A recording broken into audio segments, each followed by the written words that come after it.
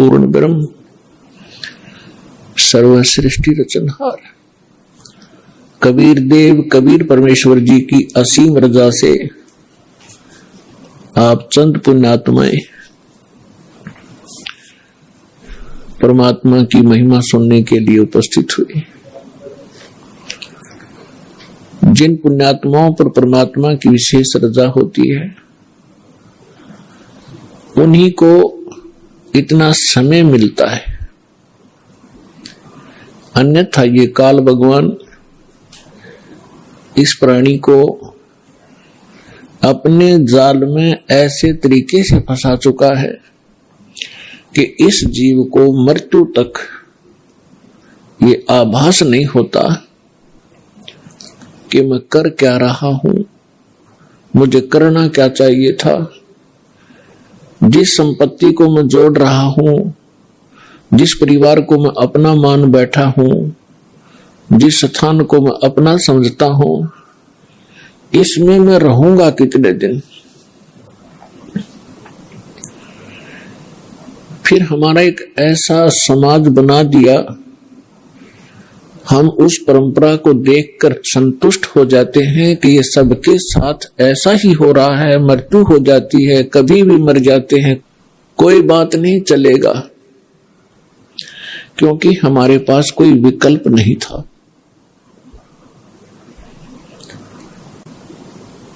अब परमात्मा स्वयं आए, यथार्थ ज्ञान हमें बताया, तो हमारी कुछ आंखें खुली, क्योंकि ज्ञान से ही एक सतर्कता आती है, ज्ञान से ही रुचि बनती है, ज्ञान से ही दिशा बदलती है। और ज्ञान अधिकारी के मुख से उच्चरित होगा तो वो असर भी करता है।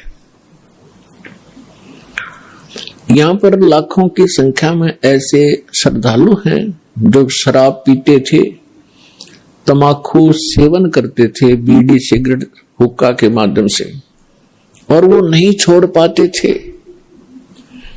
ये शिक्षा माता पिता और भी सभ्य समाज के लोग कहा करते हैं कि भी शराब नहीं पीनी चाहिए, तमाकू नहीं पीना चाहिए, अच्छी बात नहीं, लेकिन वो खुद भी पी रहे होते हैं।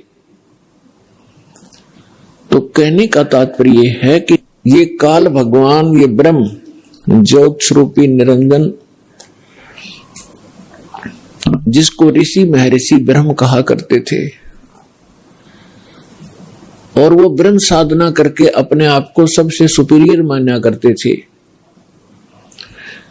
इसने इस जीव को ऐसे ढंग से फंसा लिया और ये विकार ज्यादा करवाता है। इसने अपना एक मन एलिमेंट छोड़ दिया आत्मा के साथ में। आत्मा को आवश्यकता है परमात्मा की, परमात्मा की महिमा की, परमात्मा के गुणगान हो, इसको उसकी आवश्यकता है। और ये मन इसके ऊपर प्रधान बना दिया, इसको डरा धमका के रखता है, भयभीत रखता है और विकारों की तरफ घसीट ले जाता है। विचार करने की बात है, तमाकू कोई पीने की चीज है?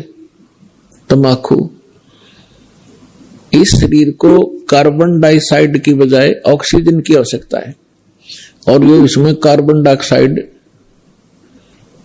इसमें प्रवेश करवाता है हुक्का बीड़ी सिगरेट के माध्यम से, और जिसके कारण आत्मा मलिन होती है, मन में विकार पैदा होते हैं, स्वभाव ठीक नहीं रहता। और स्वभाव ठीक नहीं रहेगा तो हम एक दूसरे के साथ छोटी सी बात पर भिड़ पड़ेंगे, लड़ पड़ेंगे, लट्ठम लट्ठा, तमोगुण बन जाते हैं। फिर शराब कोई पीने की चीज है जिसको पी के बेसुध हो जावा इंसान, और मांस कोई खाने की वस्तु है। अब हम कितनी स्पीड से इन बुराइयों को ग्रहण कर रहे हैं। तो काल ये चाहता है कि ये आत्मा परमात्मा की है और ये हमारे साथ प्रतिशोध ले रहा है। इस नालायक ने गलती खुद करी और फिर गलती हमने करी कि हम इसके साथ आ गए, इसके ऊपर आसक्त होकर के। इसने वहां ऐसी गलती करी जो ऐसे सच्चे लोक में अलाउड नहीं। एक युवा लड़की के ऊपर बदनीयत की और जिसका दंड इसको मिला कि वहां से निष्कासित किया गया। हम इसके साथ पहले ही चिपक चुके थे तो हम भी यहां फंस गए। तो इसने गलती स्वयं की और अक्षुब्ध भगवान से हो गया। हम उसके बच्चे परमात्मा के इसके साथ आ गए। इसने हमारी वो दुर्गति कर रखी है जिस समय आपकी या भांग उतर जाएगी या काल की भांग, जिसको तुम एक श्रेष्ठ काम समझ रहे हो, कोठी बनाना, बंगले बनाना, ब्याह शादी में बकवाद करना, गोटी लगाना, और ये ज्ञान जब आपके हृदय में समाएगा तो पता चलेगा आपको आप कैसा जीवन जी रहे हो। तो ये चाहता है कि जितने आप दुखी होगे परमात्मा उतना ही दुखी होता है।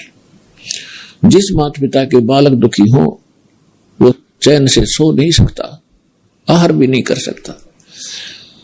और उस परमात्मा के आप बच्चे हो, इसने क्या हालत कर रखी आपकी। किसी का कैंसर होगी, किसी का टांग टूट गई, किसी का आंख फूट गई, किसी को कोड लगा है, कोई वैसे मानसिक परेशानियां। फिर बाकी बच्चे हैं बकवादों पर लगा दिए, घुट्टी डालो, फिल्म देख लो, मांस खा लो, मेरे कर्म बिगड़वाता आपके। और फिर इसने कहा है कि जैसे कोई कर्म करेगा मैं तो भगवान वैसा ही फल देता हूं।